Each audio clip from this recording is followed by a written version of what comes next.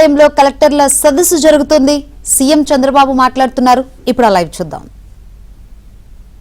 ఇక్కడ ఉండే సహచర కేబినెట్ మినిస్టర్స్ కానీ, అదే మరి ముందుండే కలెక్టర్స్ కానీ, ఇంకొక పక్కన యంత్రాంగం కానీ అందరికీ బాధ్యత ఉంది. ఈరోజు మనందరం కూడా బాధ్యత, జవాబుదారితనం, రెస్పాన్సిబిలిటీస్ ఇచ్చాం. ఆ రెస్పాన్సిబిలిటీస్ డెలివర్ చేయడానికి ఎక్కడికక్కడ మనం క్లారిటీ ఇస్తున్నాం. నా లెక్క ప్రకారం ఒకప్పుడు ఇదే అడ్మినిస్ట్రేషన్ సాధ్యం అనుకుంటే ఈరోజు సాధ్యం నిరూపించాం.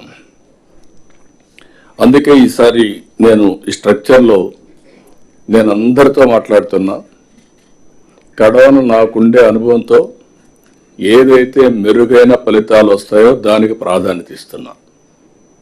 ఫీడ్బ్యాక్ కలెక్టర్స్ తీసుకుంటున్నాం, హెడ్ ఆఫ్ ద డిపార్ట్మెంట్ తీసుకుంటున్నాం, సెక్రటరీస్, మంత్రివర్గం బయట అందరితో తీసుకొని ఎప్పటికప్పుడు నేను కూడా అర్థం చేసుకొని అధ్యయనం చేసుకొని ముందుకు పరిస్థితికి వస్తున్నాం. ఇక్కడికి వచ్చినప్పుడు ఈసారి స్ట్రక్చర్ ఆఫ్ ది మీటింగ్ మీరు ఒకసారి చూస్తే జిఎస్టిపి, కేపిఐస్, సస్టైనబుల్ డెవలప్మెంట్ గోల్స్, ఇది మొదటి సబ్జెక్ట్ మనం పెట్టుకున్నాం. ఆ డీటెయిల్స్ వచ్చినప్పుడు నేను మీకు ఒక ఎంతవరకు వచ్చాం, ఎక్కడున్నాం, నేను చాలాసార్లు చెప్పాను. ఒక పని చేసాం పని కోసం కాకుండా నిర్దేశించిన లక్ష్యాల కోసం ఎట్లా పనిచేస్తున్నాం, ఏదో ప్రాసెస్ కోసం పనిచేయడం కాకుండా అవుట్కమ్స్ ఏ విధంగా వస్తున్నాయి. There is a benchmark national లెవెల్లో, there is a benchmarks international level. ఈరోజు సస్టైనబుల్ డెవలప్మెంట్ గోల్స్ ఉంది. ఇది WHO 2030కి సాధించాలని పెట్టుకున్నారు. అదే సమయంలో భారతదేశం కూడా ఇందులో సిగ్నేటరీ అయినప్పుడు మనం ఏం చేయగలుగుతాం, వర్కౌట్ చేయాల్సిన అవసరం ఉంది. ఆ సబ్జెక్ట్ అయిన తర్వాత మీరు ఒకసారి చూస్తే పాజిటివ్ పబ్లిక్ పర్సెప్షన్. మనం పనిచేస్తున్నాం, ఏ స్టేక్ హోల్డర్స్కి అయితే మనం పనిచేస్తున్నామో వాళ్ళలో సాటిస్ఫాక్షన్ లేకుండా పనిచేస్తున్నాం. అంటే ఎక్కడో సంథింగ్ ఈజ్ మిస్సింగ్.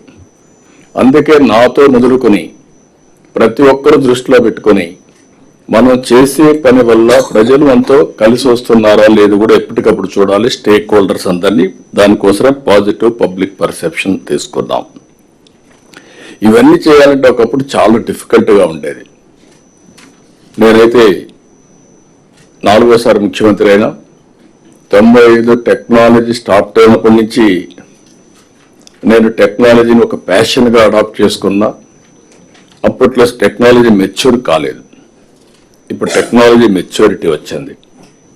ఈ office, files disposal, PGRS, grievances రావడం అనేది మీరందరూ గుర్తుపెట్టుకోవాలి. ఏ డిపార్ట్మెంట్లో ఎక్కువ గ్రీవెన్స్ వచ్చాయంటే దర్ ఆర్ 2 ways అగైన్. ఒకటి ఫైనాన్షియల్, 2 నాన్ ఫైనాన్షియల్.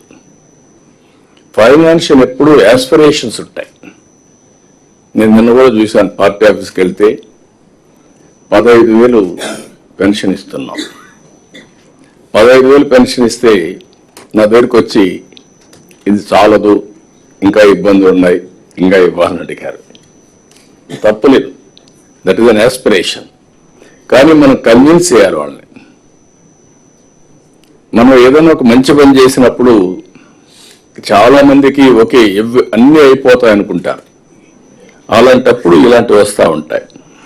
రెండోది, ఇక్కడికి వచ్చినప్పుడు కొన్ని డిపార్ట్మెంట్స్ వ్యవస్థలో ఉండే లోపాలు కానీ వ్యవస్థని దుర్వినియోగం చేయడం కానీ దీనివల్ల కొన్ని సమస్యలు వచ్చాయి. అందులో భాగంగా రెవెన్యూ.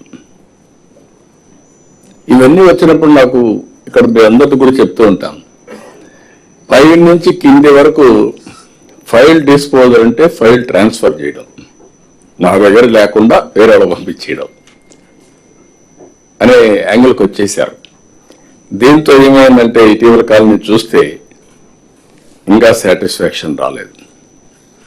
ఇప్పుడు ట్రాకింగ్, ఎవరు ఏ విధంగా డిస్పోజ్ చేశారో అందరూ వింటున్నారు కాబట్టి అందరికి క్లారిటీ ఉండాలి. మీకే కాకుండా మీ కింది వాళ్ళకు కూడా ఇంటే మీరు గైడ్ చేస్తే వాళ్ళు పికప్ అవుతారు ఇంకా ఈజీగా. అందుకే చెప్తున్నా, అందరికీ అకౌంటబిలిటీ ఫిక్స్ చేస్తున్నాం. రేపటి నుంచి రెవెన్యూ డిపార్ట్మెంట్లో కంపల్సరీగా ఏదైతే ఇవన్నీ పెట్టిన తర్వాత బ్లాక్ చైన్ టెక్నాలజీస్ కూడా ఉపయోగించి ఎవరైతే రాస్తారో ఆర్డర్స్ ఆటోమేటిక్గా ఉంటాయి అక్కడ. టుమారో అతను తప్పు చేశాడు, మిస్చిఫ్ చేశాడంటే ఆటోమేటిక్గా తెలుస్తుంది. ఇప్పుడు లింక్ ఫైల్స్ కూడా లేని పరిస్థితి. డిస్పోజ్ చేస్తున్నారు, ఆ ఫైల్ ఎక్కడ పోయింది ఎవరికి తెలియదు. అలాంటి వ్యవస్థకి మనం ఈ రోజు నుంచి ఎండ్ చేసి ఒక మంచి సిస్టమ్ని ఎస్టాబ్లిష్ చేసుకోవాల్సిన అవసరం ఉంది. డిపార్ట్మెంట్లో ఉండే పర్ఫార్మెన్స్ కానీ పీజీఆర్ఎస్ కానీ రెండు కూడా నేను మీకు అందరికీ రిపీటెడ్గా చెప్తున్నా, రాబోయేది data driven decision making governance. నేను ఈ మాట వాడుతున్నాను.